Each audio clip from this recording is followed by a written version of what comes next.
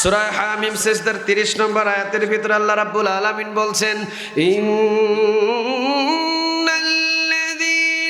ক্বালু রাব্বুনাল্লাহ।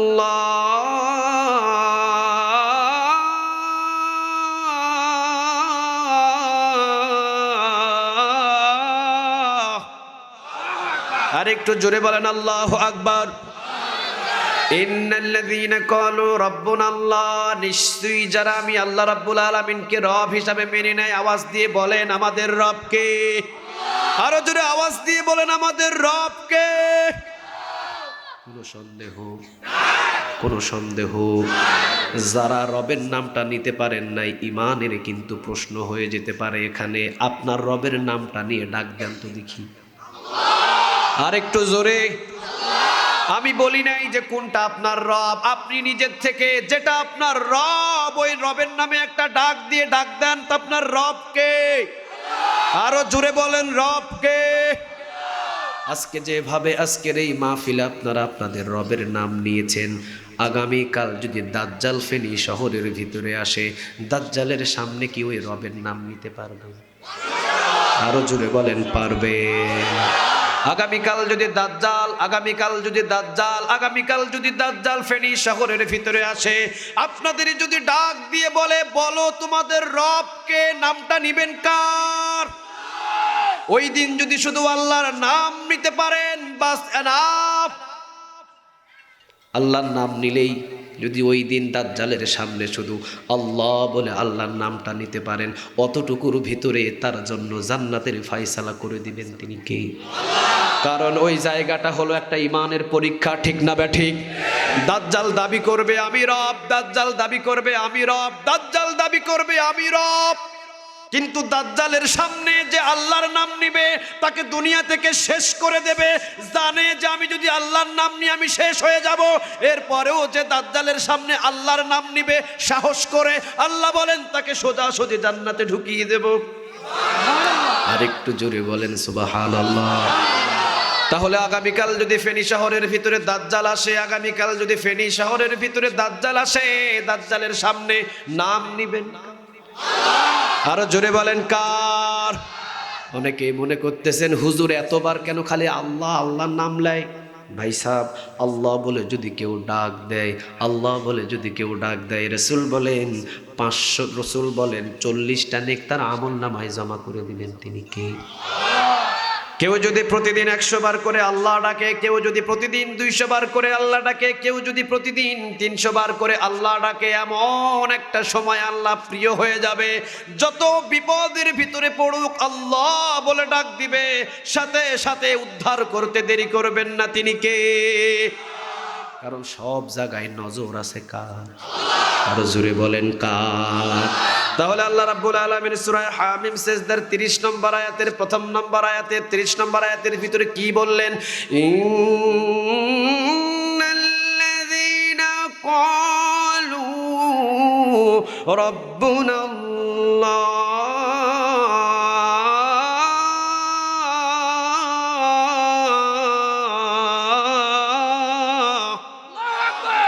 ইন্নাল্লাযীনা ক্বালু রাব্বুনাল্লাহ, নিশ্চয়ই যারা আমি আল্লাহ রাব্বুল আলামিনকে রব হিসাবে মেনে নেই। এখন আমাদের রব কে? কোনো সন্দেহ? আরো জোরে বলেন কোনো সন্দেহ? এবার আসেন, শুধু মুখে রব হিসাবে মানলেই হবে না, রাসূল বলেন 6 জায়গায় আল্লাহকে রব হিসাবে মানতে হবে। কয় জায়গায়? আরো জোরে বলেন কয় জায়গায়? আল্লাহ রাব্বুল আলামিন বলছেন বান্দা শুধু আমাকে রব হিসাবে মানবি মসজিদে হবে না, শুধু আমাকে রব হিসাবে মানবি মাহফিলে হবে না, শুধু আমাকে রব হিসাবে মানবি তাহাজ্জুদ নামাজে হবে না, আমাকে রব হিসাবে মানতে হবে ওই পার্লামেন্টে, ঠিক না বেঠিক? তুই রব হিসাবে শুধু আমাকে মসজিদে মানবি আর পার্লামেন্টে গিয়ে তুই তাগুতকে সেজদা করবি, এমন ইমানদারের আমার কোনো দরকার? আরো জোরে বলেন কোনো দরকার? আল্লাহ রাব্বুল আলামিন সূরা হামিম সিজদার ভিতরে বলছেন ইন্নাল্লাযীনা ক্বালু রাব্বুনাল্লাহ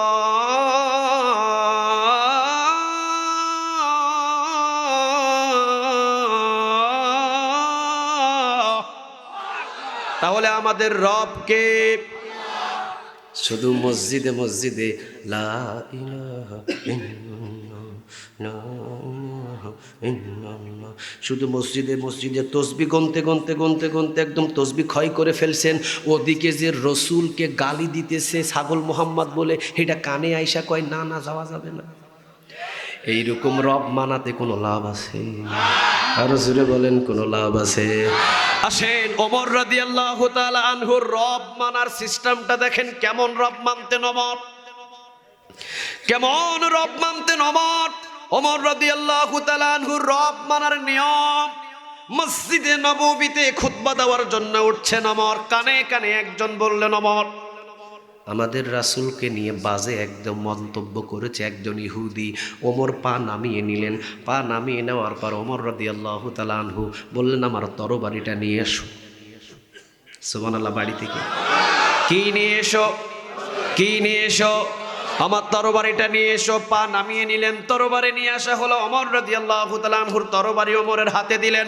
ওমর রাদিয়াল্লাহু তাআলা আনহু এবার তরবারি নিয়ে মসজিদের মিম্বারে উঠলেন। সুবহানাল্লাহ বলেন। বাংলাদেশের যদি কোনো খতিব সাহেব তরবারি হাতের ভিতরে নিয়ে যদি খুতবা দেওয়ার জন্য উঠে, বাংলাদেশের সরকারি বিভাগ বলবে এটা জঙ্গি ক্ষতি। আস্তে কম আওয়াজ দিয়ে বলেন। সুরের বিরুদ্ধে যদি আপনি কথা বলেন, ডাকাতের বিরুদ্ধে যদি আপনি কথা বলেন, ঘুষখোরের বিরুদ্ধে যদি আপনি কথা বলেন, টেন্ডারবাজের বিরুদ্ধে যদি আপনি কথা বলেন, আপনি রাজাকার হয়ে যাবেন, ঠিক না ঠিক? কিন্তু ঘুষখোরের পক্ষে যদি তেল মারেন, আপনি সরকারি চাকরি পেয়ে যাবেন, আপনি সরকারি ইমাম হয়ে যাবেন। আসেন, আলোচনা আসছে, সব জায়গায় রব মানতে হবে কাকে? আরো জোরে বলেন কাকে? ওমর রাদিয়াল্লাহু তাআলা আনহু প্রথমে মিম্বরে পা রাখলেন, পাটা টান দিয়ে নিলেন। ওমর রাদিয়াল্লাহু তাআলা আনহু পা নিচে নিলেন, বললেন তোমার তরবারি নিয়ে এসো। তরবারি নিয়ে আসা হলো। তরবারি নিয়ে ওমর রাদিয়াল্লাহু তাআলা আনহু মসজিদের মিম্বরে উঠে 3 কথা বললেন।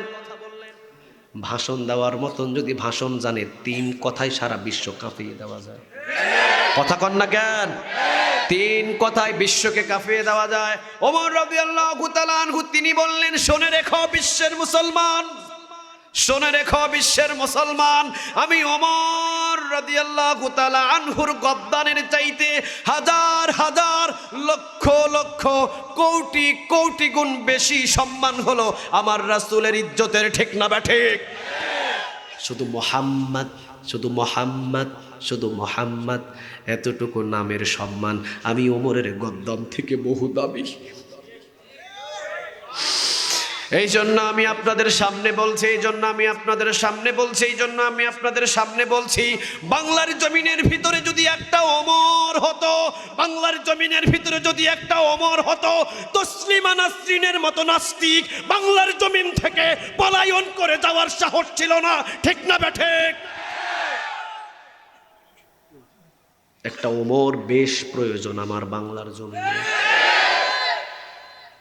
হজের বিরুদ্ধে কথা কয়, কিছুই বলা হয় না। হজ ফরজ বিধানকার, আল্লাহর বিধানের বিরুদ্ধে কথা বলে তার গদ্দান কেটে ফেলা দরকার। আজানের বিরুদ্ধে কথা বলে, বাংলার জমিনের ভিতরে কই কিছুই হয় না। আজানের ভিতরে নাম থাকে কার? আওয়াজ দিয়ে বলেন কার? আজানের বিরুদ্ধে কথা বলা মানে আমার আল্লাহর বিরুদ্ধে কথা বলা, ঠিক না ঠিক? কিছুই হয় না। আমার কোরআনের আয়াতের বিরুদ্ধে কথা বলে, কিছুই হয় না। বাংলার জমিনের ভিতরে কিছু নতুন নতুন নাস্তিকের জন্ম হয়, যেমন আছে দেখবেন মুরগি কবির, শাহরিয়ার কবির। ওকে বলা হচ্ছে, শাহরিয়ার তুমি কি তোমার সৃষ্টিকর্তাকে মানো না? কয় না। ওর মেয়েকেও জিজ্ঞাসা করা হয়, ওর মেয়েও বলে রব হিসাবে আমি কাউরে মানি না। ছাগলের পেট থেকে ছাগলই হয়, গরুর পেট থেকে গরু হয়, বানরের পেট থেকে বানরই হয়, নাস্তিকের পেট থেকে নাস্তিক। সুপারির গাছ থেকে যেমন কোনোদিন কমলা আশা করা যায় না, নাস্তিকের পরিবার থেকে কখনো কোনোদিন ইমানদার আশা করা যায় না। ঠিক না বেঠিক?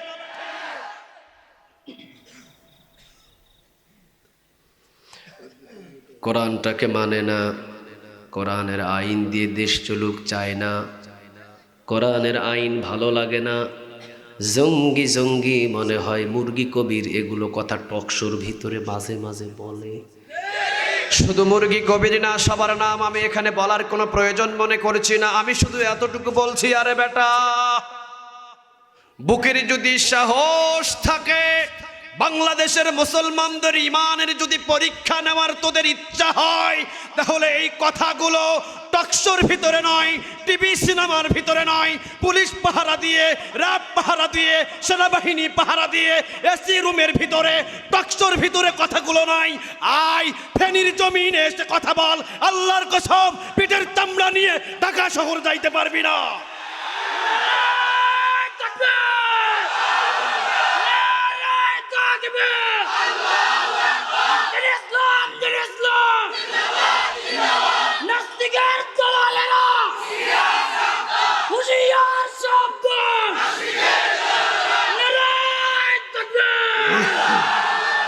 আল্লাহ তুমি কবুল করো।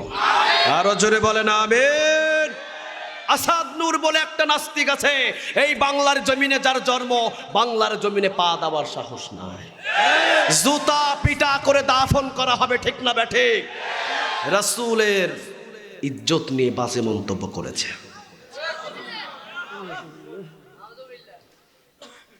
আমরা বলি এই কথাগুলো তুই নিজের ফেসবুক, পার্সোনাল ফেসবুক পেজে এসে কেন বলিস? আয়না ময়দানে, খোলা ময়দানে আয়। ইমান যদি পরীক্ষা করতে হয় বাংলার জমিনের তাওহীদি জনতার, তাহলে পুলিশ পাহারা দিয়ে, র্যাব পাহারা দিয়ে, সেনাবাহিনী পাহারা দিয়ে নয়, খোলা ময়দানে এসে বুক ফুলে কথা বল, পিঠের চামড়া নিয়ে ঢাকা যাইতে পারবি না। তাওহীদি জনতা নিজের চাইতে কোরআনকে বেশি ভালোবাসে, আমাদের নিজের চাইতে আমাদের রাসূলকে আমরা বেশি ভালোবাসি। ঠিক না বেঠিক? লা ইউমিনু আহাদুকুম হাত্তা আকুনা হাব্বা ইলাইহি মিন ওয়ালিদিহি ওয়া ওয়ালাদিহি ওয়ান নাসি আজমাইন। রাসূল বলেন, ছেলের চাইতে, মেয়ের চাইতে, বিবির চাইতে, পাড়াপড়শির চাইতে, মায়ের চাইতে, বাবার চাইতে আমি রাসূলকে যদি বেশি ভালো না বাসতে পারে, সে কখনো মুমিন নয়। ঠিক না বেঠিক? রাসূলকে আমরা আমাদের জীবনের চাইতে বেশি ভালোবাসি। আমাকে গালি দাও, অসুবিধা নাই, আমার বংশ নিয়ে গালি দাও, অসুবিধা নাই, আমার বাবাকে তুলে গালি দাও, অসুবিধা নাই, আমার মাকে তুলে গালি দাও, অসুবিধা নাই, কিন্তু খবরদার কোরআনের বিরুদ্ধে বাজে মন্তব্য করবা, ইসলামের বিরুদ্ধে বাজে কথা বলবা, জিহ্বাটাকে টেনে ছিঁড়ে ফেলা হবে। যে জিহ্বা দিয়ে কথা বলো, ওই জিহ্বা নিয়ে ঘুরতে দেওয়ার সাহস তোমাকে দেওয়া হবে না। ঠিক না বেঠিক? যেখানে যাইবা সেখানেই পিটা হবে। তসলিমা নাসরিন ও তো পালানোর সুযোগ পাইছে, জাগতে হবে মুসলমান। নব্য কোন তসলিমা নাসরিন যদি বাংলার জমিনে জন্ম নেই, পালানোর সুযোগও দেওয়া হবে না। আল্লাহ আমাদের কবুল করুক। আরো জোরে চিৎকার দিয়ে বলেন আমিন। ইন্নাল্লাযীনা ক্বালু রাব্বুনা আল্লাহ, তাহলে নিশ্চয়ই যারা কাকে রব মানে, আরো জোরে বলেন কাকে? ঝিমায়া গেছেন আপনারা? হ্যাঁ, বিরক্ত হচ্ছেন? লিল্লাহে তাকবীর, লিল্লাহে তাকবীর, নারে তাকবীর। আল্লাহ আমাদের এই তাকবীরগুলো তুমি আরশ পর্যন্ত কবুল করো, আমরা বলে আমিন। আরো জোরে বলেন আমিন। আল্লাহ রাব্বুল আলামিন বলছেন, সুম্মাস্তাকামু, যারা অটল থাকে, যারা অটল থাকে কোরআনের পথে চলতে গিয়ে আমাকে রব হিসাবে মানে, যারা অটল থাকে, সুম্মাস্তাকামু, ইস্তেকামত থাকে, স্ট্রেট ফরওয়ার্ড হয়ে দাঁড়িয়ে থাকে, জেল দিয়ে, জুলুম দিয়ে, অত্যাচার করে রিমান্ডে নিয়ে যাদেরকে কোরআন থেকে দূরে সরানো যায় না, তাদের জন্য আল্লাহ বলছেন তিনটা সুসংবাদ। কয়টা? কথা বলেন কয়টা? এক নম্বর, আল্লাহ তাখাফু, তাতানাজ্জালু আলাইহিমুল মালায়েকা, এই সুসংবাদটা আল্লাহ নিজে দিচ্ছেন, জান্নাতের ফেরেশতা পাঠিয়ে দিয়ে, জান্নাতের ফেরেশতা পাঠিয়ে দিয়ে আল্লাহ নিজে এই তিনটা সুসংবাদ দিচ্ছেন। এক নাম্বার, এই ফেরেশতারা এসে কি বলছে জানেন? আল্লাহ তাখাফু, বান্দা আল্লাহ বলেছেন তোমার বিন্দু পরিমাণ কোনো ভয় নাই। দুই নাম্বার, ওয়ালা তাহজানু, আল্লাহ বলেছেন তোমার বিন্দু পরিমাণ কোনো চিন্তা নাই। কোন সময় বলবেন এই তিনটা সুসংবাদ? কোন সময়? যখন গলার ভিতরে ফাঁসির রশি লাগিয়ে দিয়েছে, ফাঁসির রশি যখন টান দিচ্ছে, রূহটা কোরআনের জন্য চলে যাচ্ছে, যাওয়ার আগ মুহূর্তে এই তিনটা সুসংবাদ দিচ্ছেন তিনি কে? আল্লাহ। মসজিদে বসে থেকে জিকির করলে কিন্তু এই তিনটা সুসংবাদ আসবে না। ওয়াজের ময়দানে শুধু বসে থাকলে তিনটা সুসংবাদ আসবে না। পরীক্ষার উপরে পরীক্ষা, পরীক্ষার উপরে পরীক্ষা, জেলের উপরে জেল, জুলুমের উপরে জুলুম, রিমান্ডের উপরে রিমান্ড, দেশ ছাড়তে হবে, পৃথিবী ছাড়তে হবে, দুনিয়া ছাড়তে হবে। দুনিয়া ছাড়ার আগ মুহূর্তে আল্লাহ বলবেন আল্লাহ তাখাফু, বান্দা আমি আল্লাহ আছি তো, তোর কোনো ভয় নাই। ওয়ালা তাহজানু, তোর কোনো চিন্তা নাই। তিন নম্বর সুসংবাদ, ফাঁসির রশি টানছে, রূহটা বাহির হয়ে যাচ্ছে, বাহির হওয়ার আগে তিন নম্বর সুসংবাদ, ও আবশিরু বিল জান্নাহ, জান্নাতের একটা ভিডিও, এই যে ফাঁসি দেওয়া হচ্ছে, যে সুম্মাস্তকম অটল হয়ে দাঁড়িয়েছিল, তার সামনে জান্নাতের একটা ভিডিও, ফেরেশতারা দাঁড় করায় বলবে বান্দা তোমার মৃত্যুর পরেই তুমি এই জান্নাতে প্রবেশ করবে। আরেকটু আওয়াজ দিয়ে পড়েন সুবহানাল্লাহ, আর একটু জোরে বলেন সুবহানাল্লাহ। মীর কাসেম, ওনাকে যখন ফাঁসিতে নিয়ে যাওয়া হয়েছিল, 11টা 1 মিনিটে ওনার ফাঁসি হবে, উনি প্রায় 8টার দিকে, 8, 9, 10, 11, 8টার সময় ওনাকে যে পাহারাদার দেয়, ওই পাহারাদার এসে বলছেন হুজুর আপনি রেডি হয়ে নেন, আপনার তো 3 ঘন্টা পরেই আপনাকে ফাঁসিতে ঝোলানো হবে। মীর কাসেম বলছে ভাই 3 ঘন্টা তো সময় আছে, আমি 2 ঘন্টা একটু ঘুমাই। ভাই 3 ঘন্টা সময় আছে আমার মৃত্যুর, আমি 2 ঘন্টা ঘুমাই। সুবহানাল্লাহ নাই? কেন? 3 ঘন্টা পর যার মৃত্যু হবে, 3 ঘন্টা আগে কি তার ঘুম আসতে পারে? আরো জোরে বলেন আসতে পারে? 3 ঘন্টা আগে যার মৃত্যু হবে, ওই লোকটার ঘুম আসতে পারে ওই সময় যখন সে নিশ্চিত যে আমার মৃত্যুর পরেই আমার জন্য জান্নাত অপেক্ষমান। ওই মানুষটাই শুধু ঘুমায়া থাকতে পারে, ঠিক না ব্যাঠি? এই পাহারাদার রক্ষী তিনি বলছেন যে ঠিকই উনি 2 ঘন্টা নাক ঢাকায়া ঘুমালেন। নাক ঢাকায়া ঘুমানোর পর 1 ঘন্টা আগে উনাকে আমি ঘুম থেকে জাগায়া দিলাম। উনি 1 ঘন্টা ঘুম থেকে উঠে উনি নিজের গোসল নিজে, নিজের পোশাক নিজে পরে, নিজের আতর সুরমা নিজে লাগায়া, নিজে নিজে তাওবা করে হাঁটতে হাঁটতে ফাঁসির মঞ্চে উঠে গেলেন। ওই যে আল্লাহ রাব্বুল আলামিন বলেছেন ওয়া আবশিরু বিল জান্নাহ, তুমি যদি আমি আল্লাহকে রব হিসেবে মেনে নিয়ে কোরআনের জন্য যদি হাসতে হাসতে জীবন দিয়ে দিতে পারো, ওয়া আবশিরু বিল জান্নাহ, মৃত্যুর আগে তোমাকে আমি জান্নাত দেখায়া এরপরে মৃত্যু দিব। প্রমাণ, চলে যান হাদিসের দিকে। হযরতে খুবাইব রাদিয়াল্লাহু তাআলা আনহুকে গ্রেফতার করা হলো। খুবাইব রাদিয়াল্লাহু তাআলা আনহুকে 3 মাস জেলখানায় দেওয়া হলো। কোরআন থেকে দূরে সরাতে পারে নাই, রিমান্ডে নিয়ে পিটানো হলো, কোরআন থেকে দূরে সরাতে পারে নাই। খুবাইবকে শুলিতে ঝোলানো হলো, ডান হাত কাটা হলো, এখনো কোরআন থেকে সরানো যায় না। বাম হাত কাটা হলো, না কোরআন থেকে সরানো যায় না। 2 পা কাটা হলো, না কোরআন থেকে সরানো যায় না। খুবাইবের মুখে উজ্জ্বল একটা হাসি ফুটে উঠেছে। নাস্তিকগুলো সবাই অবাক, কাফেরগুলো সবাই অবাক। খুবাইব হাসে, ওর রক্ত ঝরে, খুবাইব হাসে। এটার ব্যাখ্যা রাসূল মদিনা থেকে করেছিলেন। রাসূল বলেছিলেন আমার খুবাইব কোরআনের জন্য অটল হয়ে দাঁড়িয়ে থেকে জীবন দিয়েছে। ডান হাত কাটা হয়েছে, বাম হাত কাটা হয়েছে, ডান পা কাটা হয়েছে, বাম পা কাটা হয়েছে। খুবাইবের রুহু যাবে যাবে নেজা একটা তরবারি এই বুক দিয়ে ঢুকায় দেওয়ার আগেই আল্লাহ তার জান্নাতটা তার চোখের সামনে সেট করে দিয়েছে। খুবাইব যখন জান্নাতের হুর দেখে, খুবাইব যখন জান্নাতের গেলমান দেখে, খুবাইব যখন মৃত্যুর পরে ওই জান্নাতে যাবে, ফেরেশতারা যখন ডাকে, হুরেরা যখন ডাকে, খুবাইব হাসে। নেজা একটা তরবারি দিয়ে পিঠ দিয়ে বাহির হয়েছে, খুবাইব শহীদ হয়েছে, চেহারার ভিতরে হাসি ছিল। সুবহানাল্লাহ বাড়িতে গিয়ে বললেন, আল্লাহ ওই কথাটাই বললেন যারা কোরআনের জন্য অটল হয়ে দাঁড়িয়ে থাকবে, ও আবশিরু বিল জান্নাহ, মৃত্যুর আগ মুহূর্তে তার চোখের সামনে জান্নাতটা ফেরেশতারা ধরিয়ে দিয়ে বলবে যে এই জান্নাতেই তোমার এখন যাওয়া লাগবে, তখন একটা মুস্কি হাসি দিবে, হাসি অবস্থায় তার রূহটা বাহির করবেন তিনি কে? এই জন্য আমরা অনেক জায়গায় দেখেছি বহু মুফতি, বহু মুহাদ্দিস, বহু বাইতুল মুকাদ্দাসের ইমাম, ওরা হাসি দিয়ে মৃত্যু হয়েছে। এই হাসি সেই হাসি জান্নাত দেখার হাসি। আল্লাহ আমাদের কবুল করুক। আরো জোরে বলেন আমিন। তাহলে ইন্নাল্লাযীনা ক্বালু রাব্বুনাল্লাহ, নিশ্চয় আমরা কাকে রব হিসাবে মানি? কয় জায়গায়? এক জায়গায় ব্যক্তিগত জীবনে, পারিবারিক জীবনে, সামাজিক জীবনে, অর্থনৈতিক জীবনে, আন্তর্জাতিক জীবনে। 6 নম্বর রাষ্ট্রীয় জীবনে কাকে রব হিসাবে মানি? রাষ্ট্রীয় জীবনে আল্লাহকে রব হিসাবে মানা মানে এই আল্লাহর কোরআনের আইন দিয়ে দেশ পরিচালনা করা, ঠিক না বে ঠিক? যাদের ভিতরে এই পরিকল্পনা নাই যে আল্লাহর কোরআন দিয়ে আইন দিয়ে দেশ চলুক, তারা কিন্তু আল্লাহকে রব হিসাবে এখনো মানতে পারেন নাই। মানছেন ওই নামাজে গিয়া, কিন্তু সমাজে রাষ্ট্র পরিচালনা করতে হবে আল্লাহর কোরআন দিয়ে, এখনো যারা চান না তারা এখনো একটা জিনিস বাকি আছে, ঠিক না বে ঠিক? আল্লাহ আমাদের সবাইকে কবুল করুক, আমরা বলে আমিন। আরো জোরে বলেন আমিন। একটা উদাহরণ দিই, আমার কাউসার ভাইয়ের বাড়িতে আগুন লাগছে, কি দিবেন?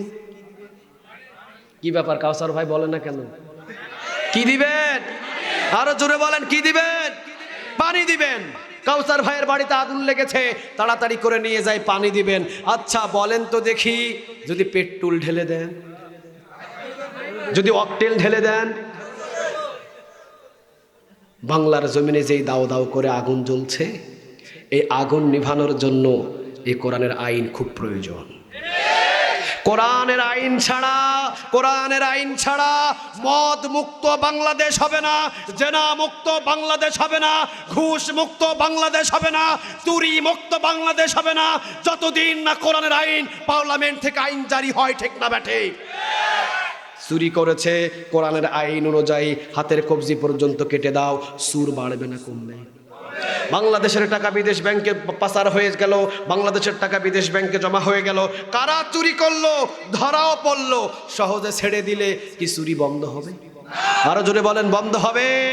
ওই দিন যদি আমাদের প্রধানমন্ত্রী যদি ওই চোরদেরকে টেনে নিয়ে এসে বাইতুল মুকাররম স্কয়ারের সামনে সমস্ত মিডিয়ার সামনে যদি লাইভ দিয়ে যদি ওই চোরদের হাত কেটে দিতেন, আল্লাহর কসম অলিতে গলিতে সমস্ত চোর ওই রাতে তাওবা করে আল্লাহর ওলি হয়ে যেত।